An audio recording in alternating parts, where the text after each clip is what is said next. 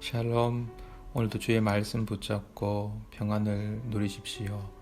하나님의 말씀 에베소서 1장 15절로 23절 말씀입니다. 이로 말미암아 주 예수 안에서 너희 믿음과 모든 성도를 향한 사랑을 나도 듣고 내가 기도할 때에 기억하며 너희로 말미암아 감사하기를 그치지 아니하고 우리 주 예수 그리스도의 하나님 영광의 아버지께서 지혜와 계시의 영을 너희에게 주사 하나님을 알게 하시고 너희 마음의 눈을 밝히사 그의 부르심의 소망이 무엇이며 성도 안에서 그의 기업의 영광이 풍성함이 무엇이며 그의 힘의 위력으로 역사하심을 따라 믿는 우리에게 베푸신 능력의 지극히 크심이 어떠한 것을 너희로 알게 하시기를 구하노라. 그의 능력이 그리스도 안에서 역사하사 죽은 자들 가운데에서 다시 살리시고 하늘에서 자기의 오른편에 앉히사 모든 통치와 권세와 능력과 주권과 이 세상뿐 아니라 오는 세상에 일컫는 모든 이름 위에 뛰어나게 하시고 또 만물을 그 발 아래 복종하게 하시고 그를 만물 위에 교회의 머리로 삼으셨느니라. 교회는 그의 몸이니 만물 안에서 만물을 충만하게 하시는 이에 충만함이니라. 아멘. 오늘 본문 말씀으로 이미 주신 복이라는 제목으로 말씀을 나누겠습니다. 낭중지추라는 말이 있습니다. 이 낭중지추라는 말은 주머니 속에 송곳이 옷을 뚫고 나온다라는 말입니다. 아무리 감추려고 해도 감출 수가 없다라는 뜻입니다. 교회가 바로 이러한 특성을 가지고 있습니다. 바울은 에베소 교회에 대한 좋은 소문을 들었습니다. 그 소문의 근원이 무엇이겠습니까? 바로 주머니 속의 송곳처럼 아무리 감추려고 해도 감춰지지 않는 것일 겁니다. 당연히 예수님입니다. 에베소 교회의 교인들이 예수님을 향한 믿음과 또 그 예수님을 향한 믿음이 있기 때문에 성도들을 향한 그 사랑을 듣게 되었습니다.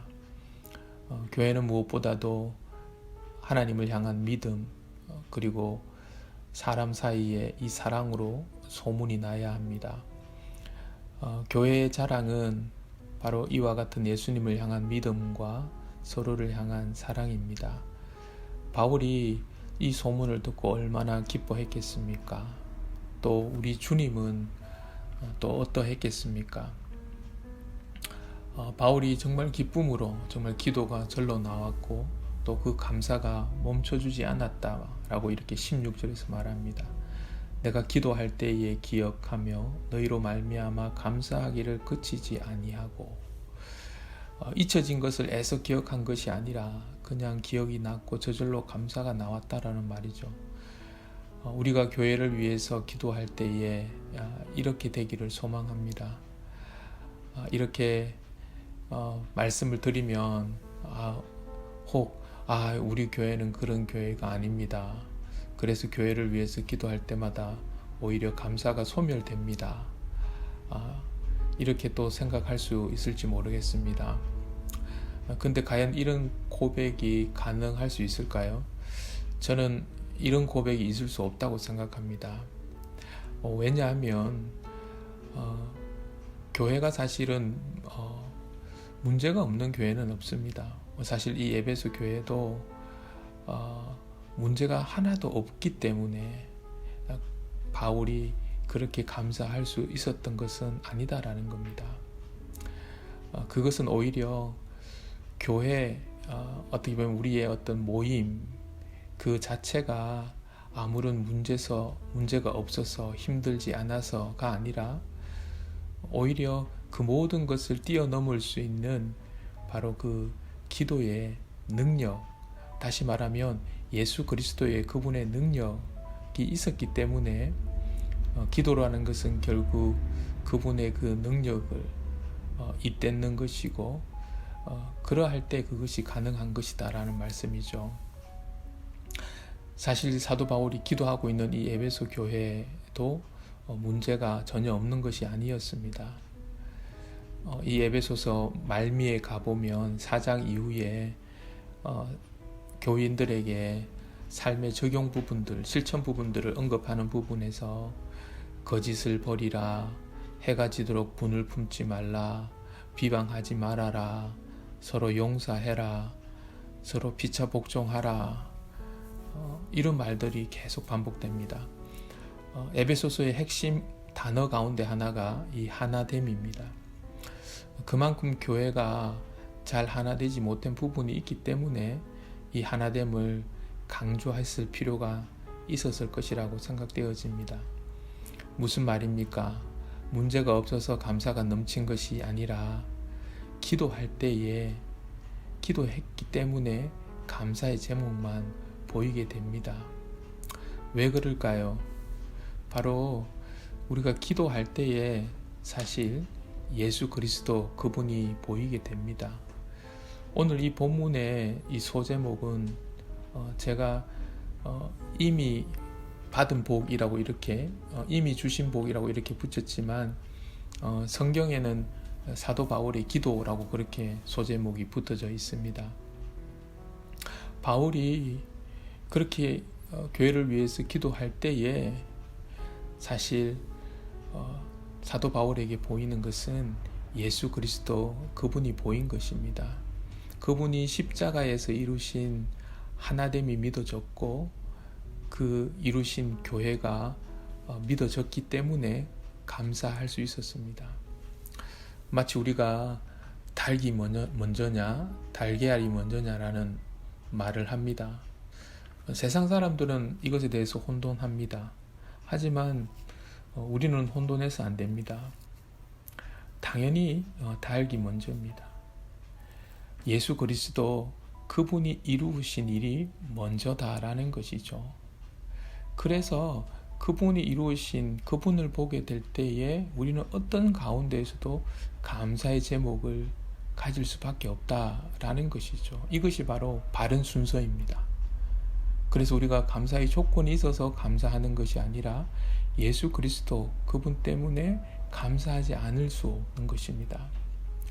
우리가 5만 번 이상 기도 응답을 받은 조지 뮬러 목사님을 잘 압니다.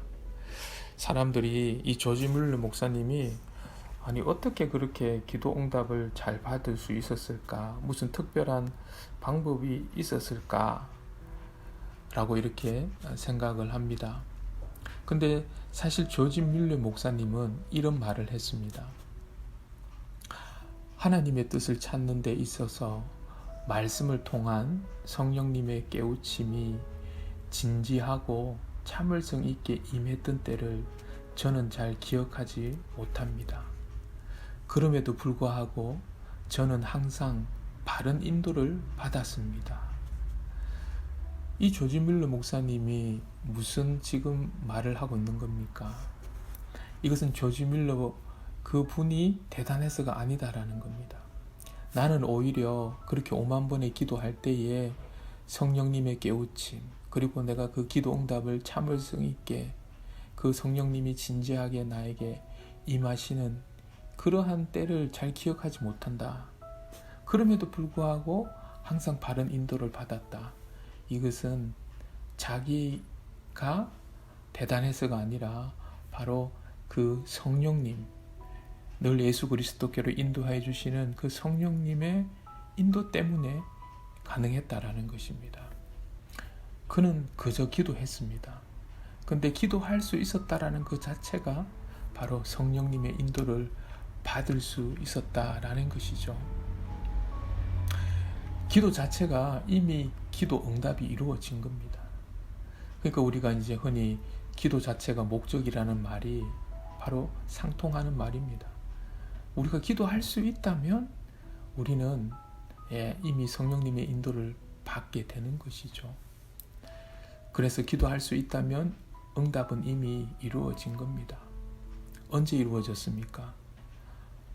바로 예수님의 십자가 안에서 다 이루어졌습니다. 오늘 사도 바울이 17절에서 19절까지 그가 기도하는 기도의 제목이 무엇입니까? 지금 그가 먼저 감사를 막 말하고 나서 기도하고 있는데 그 기도 제목, 첫 번째 기도 제목이 무언가를 더 달라라고, 이거 이루어 주십시오, 저거 이루어 주십시오라고 기도하지 않았습니다. 오히려 이미 주신 것, 예수 그리스도 그 십자가 안에서 이루어 주신 그 모든 영광의 풍성함과 그 능력의 크심이 어떠한지 알게 되기를 원합니다. 알게 해주십시오 라고 기도했습니다. 이미 하나님께서 응답해 주신 거 그거 깨닫게 해달라는 기도 제목. 그래서 바로 교회라는 것은 이와 같은 이 비밀을 아는 사람들의 모임입니다. 그 크신 능력이 누구를 통해서 역사합니까? 바로 예수 그리스도 안에서 역사하는 것입니다. 그래서 오늘 20절, 21절 말씀에 보면 그의 능력이 그리스도 안에서 역사하사 죽은 자들 가운데서 다시 살리시고 하늘에서 자기의 오른편에 앉으사 모든 통치와 권세와 능력과 주권과 이 세상뿐 아니라 오는 세상에 일컫는 모든 위력 위에 뛰어나게 하시고 라고 말씀하십니다. 예수 그리스도 그분 안에 능력이 있다라는 것입니다.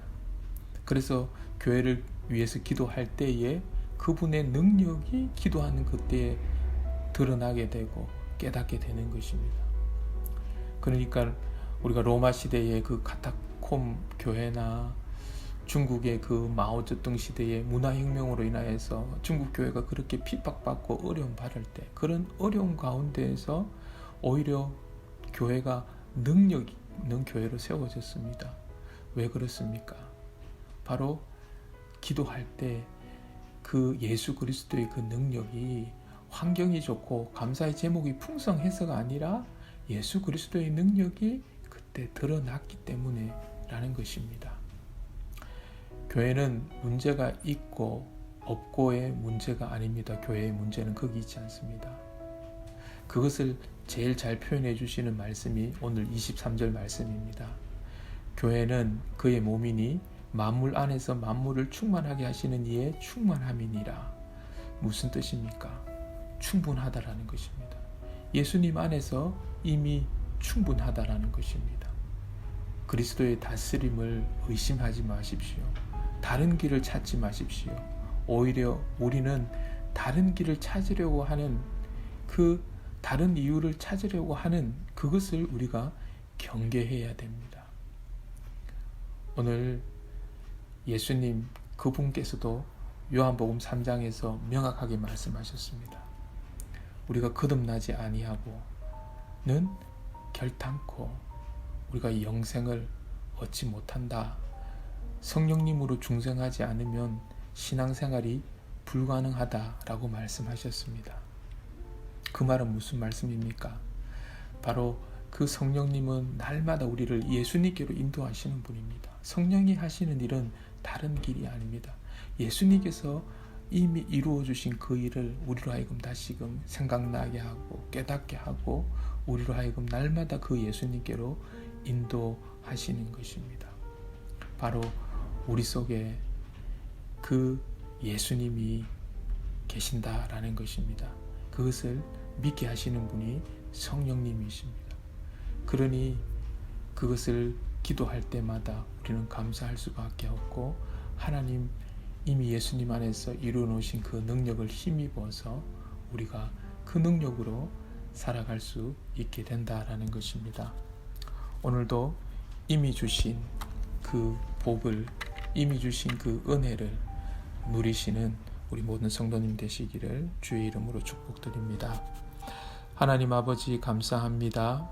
오늘도 예수 그리스도 그분 안에서 이미 주신 그 복을 기도할 때에 성령께서 우리로 하여금 다시금 예수 그리스도 그분이 이루어 놓으신 이미 주신 그 복의 자리로 인도함 받아서 오늘도 예수 그리스도 통해서 이루어 놓으신 기도의 응답을 받아 누리는 하루가 되도록 축복해 주시옵소서. 예수님의 이름으로 기도드립니다. 아멘.